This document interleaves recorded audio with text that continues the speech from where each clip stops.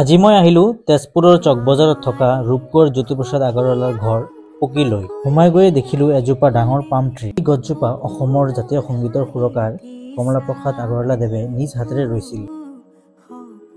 ভিতৰলৈ সোমাই যাওঁতে দেখিলো জ্যোতিপ্ৰসাদ আগৰৱালাদেৱৰ এইখন প্ৰতিমূৰ্তি। স্বাধীনতা আন্দোলনৰ সময়ত মহাত্মা গান্ধী, জৱাহৰলাল নেহৰু, লালা লাজপত ৰায়কে আদি কৰি বহুতো নেতাই এই পকীৰ আতিথ্য গ্ৰহণ কৰিছিল। গোটেইখিনি এটা ভিডিঅ'ত দেখুৱাব নোৱাৰি, সেইবাবে অলপ অলপকৈ দেখুৱাব চেষ্টা কৰিলোঁ।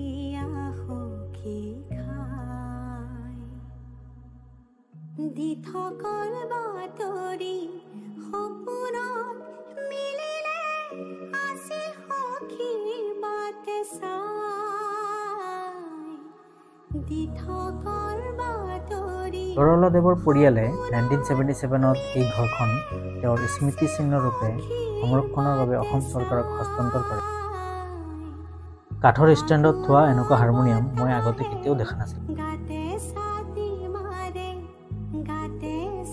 গোটেই ঘৰখন ঘূৰি মেলি মই এটা কথা মন কৰিলোঁ যে এই ঘৰখনত কিন্তু ৰাজস্থানৰ ভাইবছ এটা পোৱা যায়। ডাঙৰ আহল বহল চোতাল আৰু ঘৰখনৰ ডিজাইনে কিন্তু পেলেচ টাইপৰ ফিল এটা দিয়ে। মই অসম চৰকাৰক এইটোৱেই অনুৰোধ জনাম যে এনেকুৱা আপুৰুগীয়া সম্পদবোৰ যাতে আমাৰ পিছৰ প্ৰজন্মসকলে চাব পাৰে, তাৰ কাৰণে চোৱা চিতা কৰি থাকে।